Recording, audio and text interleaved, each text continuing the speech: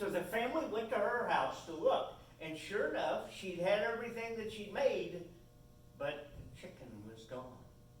We took a little trip down to the barn, and lo and behold, she lived near a railroad track. A hobo had snuck into her house, stolen the chicken, and the remains and the bones were left on the floor. He ate the entire chicken and had taken off down the railroad tracks. We actually caught up with him 5 miles down the track at Labette City, where the police also met him and took him to the county line. But it was an interesting story because she had this work ethic. She planned the dinner and it disappeared, and she had no clue, and it just bothered her to do all that work, and then it wasn't there. So that's a favorite story I have about the legacy of my grandmother. All right, so looking the other way down the timeline, I'm going to ask Miss Tara. I know that you are a mom like myself. Do you have a funny story about an interaction that either you've had with your kids or you've seen your kids have with some other part of your family, and it has just stuck with you?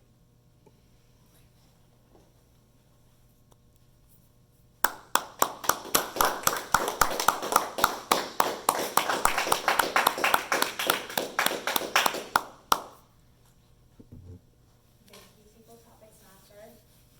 So I have kids, so I have all kinds of things that they've done. It's hard to just pick out one that's just really stuck with us. But I would have to say the one that we still carry through is my son when he was little, like really little, he's 9 now. He didn't get the word quite right for spicy. Everything, it was spicy. So he would, refer, like if he had, food that was a little bit hot or like cinnamon gum or something, just had a little bit of a bite to it, he'd go, that's spicy. So even now, because I do not like anything spicy at all. My husband has to test the salsa at new restaurants to make sure it's not too spicy for me. And so we still continue to call spicy things spicy. And even if it's not, a food related, we'll still, kind of refer to other stuff. Oh, don't be too spicy. It's just kind of a fun thing. So I think we will continue to forever refer to things as spicy, thanks to my son, Ethan.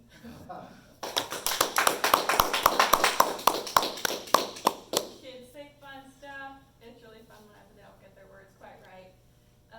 We're going to stay right in that vein. Devin, do you have a similar story of, I know you have a very small son, I believe. Yes. Has he said anything that's just so funny you'd have to tell about it?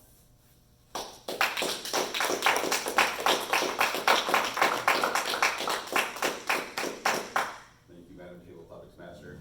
So yes, our son isn't talking a great deal. He just turned 17 months, but he does have some favorite words and fun things to say. Actually, we'll just tell you a couple of items that are fun for us in terms of him entertaining us.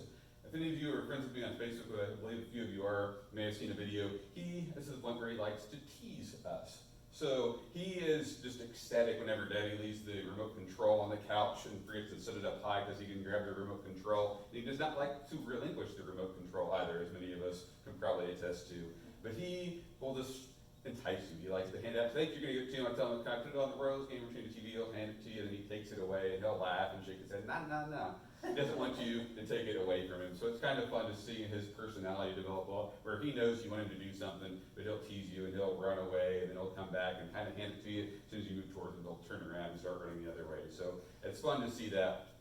One of the things I got a kick out of, and it's kind of the minor things I'm sure you who've had children enjoy, is just the first time they've experienced something. We went to Springfield, and there's some great family children entertainment options in Springfield. There's a place called Itty Bitty City, and it's essentially like you're on a set of a play. There's all these structures built. It's a tiny little town, and they can go in. There's a grocery store, and there's shopping carts, and you can put stuff in there. There's a veterinary, and they have cages, and there's animals in the vet. So we did that for like 2 hours, and it was about as much as I could handle for 2 hours of chasing him around here and put that back, don't put that in your mouth.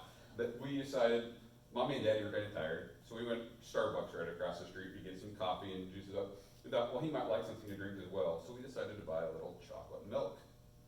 First time, he's obviously drinking plenty of milk. First time he had chocolate milk, and the smile on his face of drinking a whole thing of chocolate milk in about 20 seconds and not coming up for a breath of air, he loved it. So Misty, my wife, posted that picture on her Facebook page, and it's currently my favorite photo we have of him. It's something I imagine I'll remember is that first time he had chocolate milk and was ecstatic after playing for a couple hours. Hopefully he had a good day. He had, before that, I feel like bad parents, but we ate at a great restaurant. So he had some french fries, which was the first time he really ate french fries, some ice cream, and then he had some chocolate milk later on. So he was having the time of his life. It was a fun day, and hopefully have many more of those memories to come. I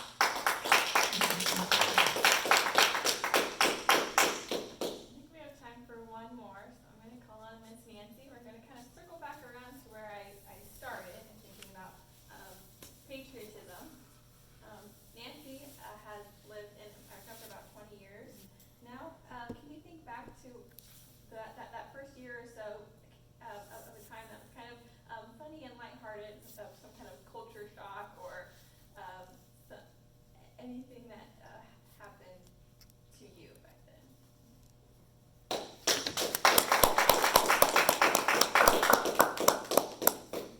Thank you. Thank you, Toastmaster. I have a lot of culture shock coming here. I remember coming here, it's the first time I experienced a drive-through. Growing up, we cooked organically, we grew our veggies, and if we got our food, we got it from the market. I don't remember going to yes, we had supermarkets, we would get like the cooking oil, salt, but when it comes to food, we'll go to the local market, just like farmer's market. That's how I grew up. So I remember also coming here, it's the first time I experienced a faucet without, a tap where you don't have the faucet, where you have to just put your hands and the water comes out. I remember on my way here, I stopped at an airport, and I remember it was Philadelphia. And before I connected to my next flight, I went to the restroom, and I used the toilet, and it came out, and I stood in front of the sink, and I looked, and I'm like, where is the faucet? I'm looking at the next lady, there's water coming out. I'm like, okay, how did the water come out? It's not coming out on my side.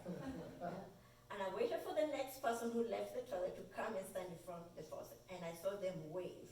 And so I just did the same thing. I waved, and the water came out. And the water came out, and I was so fascinated with that. It was just amazing. But apart from all that, what I learned when I came here, because of looking at the television, you always see everywhere has skyscrapers. And when you think you're coming to America, you believe that you're going to a place where it has a lot of buildings, large, tall buildings.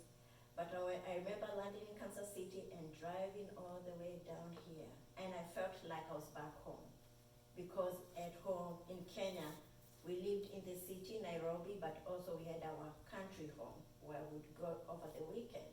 So I had the same experience, because I was leaving the city, Kansas City, coming down, and I started seeing farms and cows, and that was familiar to me. So living in Pittsburgh, there's a little bit of culture shock, but also there's also that familiarity of back home. Thank you. Thank you so much. God bless America. That's awesome. All right, so we're going to transition to our time of evaluation. Our very first speech evaluator is another member like myself, Ms. Tara Carpenter.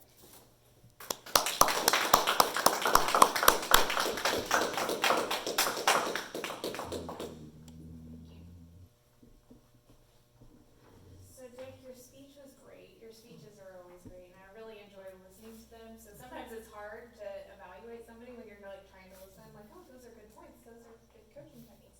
But I had a couple things I wanted to point out that I thought were really good, and then there was a couple things that maybe you might want to work on. So I liked at the beginning you asked a question to the group, and you paused, and you let us give us just a second, not too long of a pause, but a second to kind of think about the question you were asking. I also like that you engaged the audience I think that was really great and kind of, gave us more than just you telling us how it should be done, you were visually showing it to us. I think also you had a little bit better vocal variety than I've seen in the past. It wasn't like all over the board, but there was a little bit more fluctuation there than I think when I first started coming that I've seen.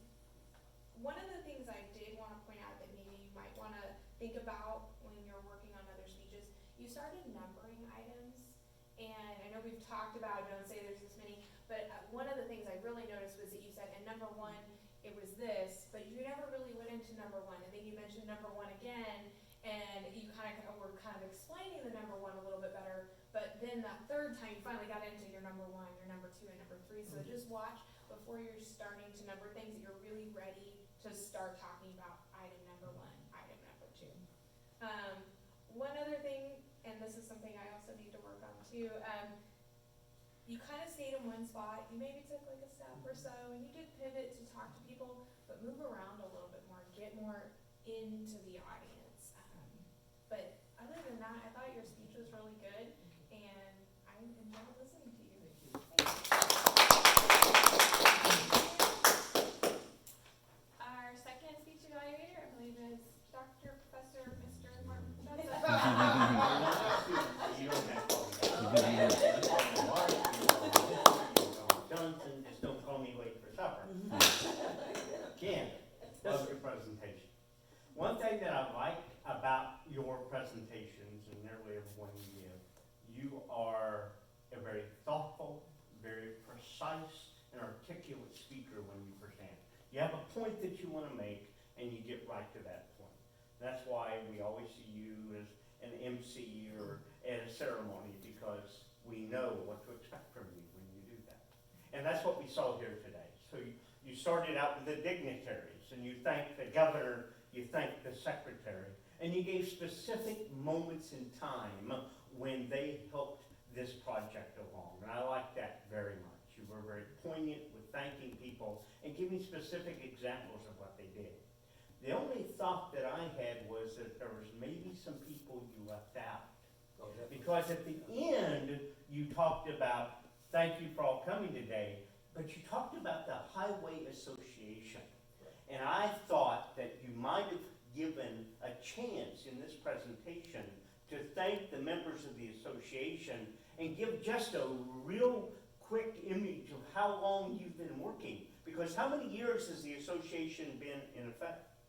Oh, I think maybe 70 years. Yeah. So this has been going on for a while. Oh, So you just don't show up in once in a while and say, hey, can you build us a highway? You've been working behind the scenes, and there's been a lot of people that have been doing that.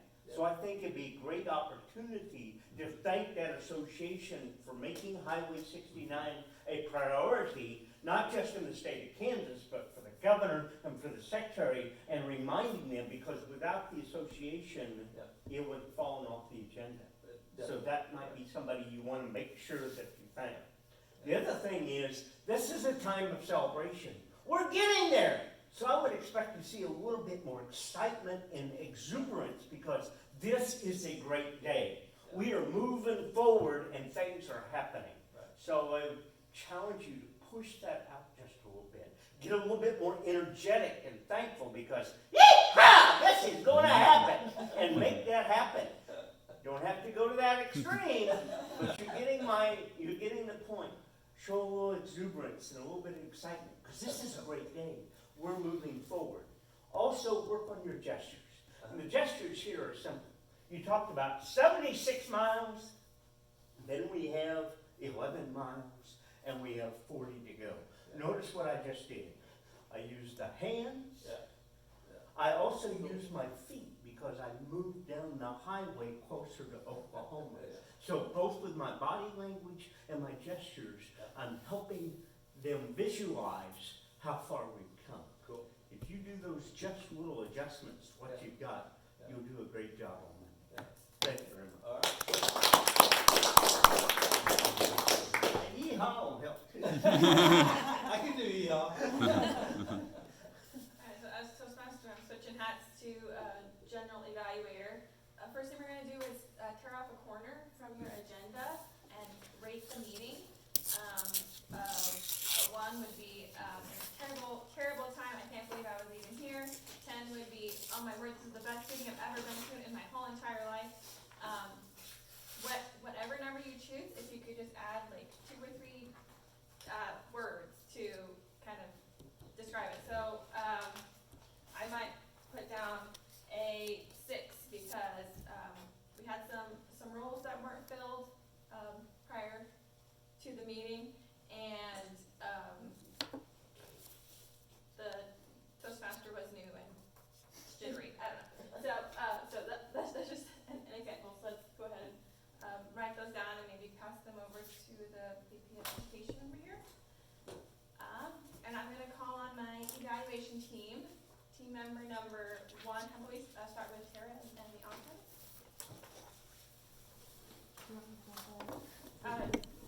I can turn, you're good. Okay. So the word of the day was awe. Awe. We still heard that a lot today. And then came in a close second. Ariel, you're doing great and you have lots of rules up there, but you had a lot of opportunity also to use ahs and ums, and so you're kind of the winner today. You did have a couple repeat words, and I think it was more just nervous, like just a word is what I have down.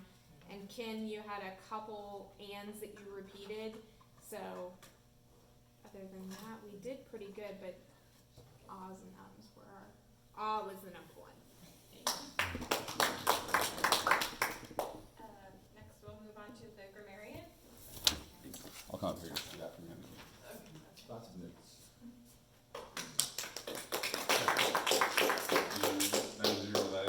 As I said initially, I like to be very particular in the grammarian report, so I'll go through. We all have things we can work on, and I have plenty, but I didn't write down any for myself, so I'm just going to go down the line and how I wrote these down. Ariel, you did have a lot of roles today. You did pretty well. The main things that I noted were a number of double clutches. We all had some double clutches today. And then you said the ropes, as it were, but just when you're explaining something which not grammatically correct. So that's what your notes. Dick, you had a speech, so a few things noted in there. You had some long run-ons and pauses in there, and then would link that together with a but or an and. We're just making a longer run-on sentence, which we all do that. But I noticed a handful of those. And then you said, and it was a double clutch with till, doomsday. Notice that in there. And then you pictured a drive-by shooting, or you said drive-by shootings, and then you said it does, which follows closely to shootings and uses singular with it. I think you're referring back to something else, but just in terms of thinking grammatically, I noted that in there. I like your word, use of the word conjure. It's good. I like when we introduce some unique verbs and language in there.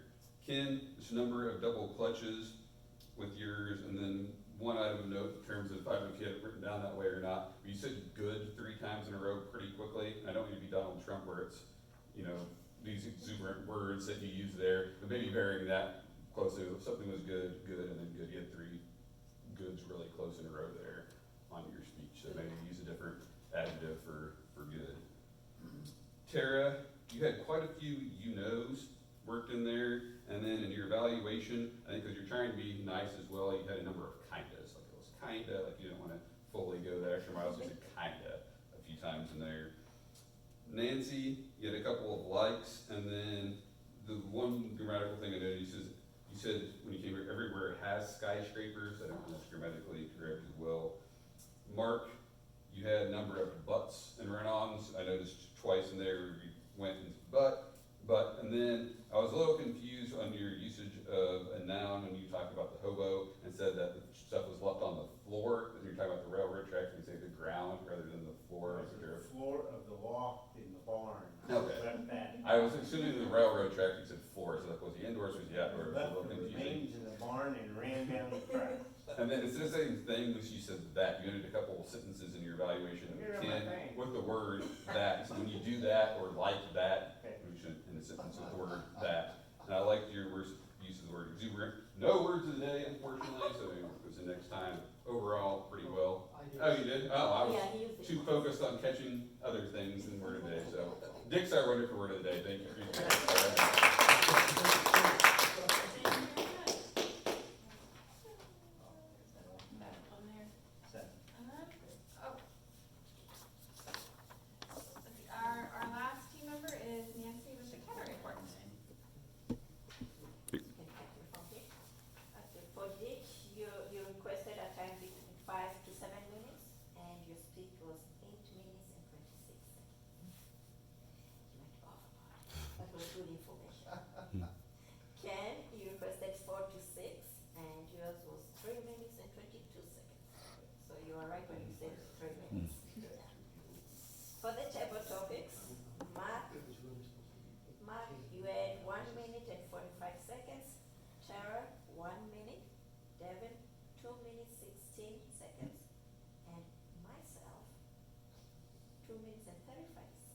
Over 5 seconds. For the evaluation, the time allowed is 2 to 3 minutes. Tara use was 1 minute to 50 seconds, and Mark 3 minutes 6 seconds. And how long was my table topic? Oh yeah, 1 minute 45 seconds.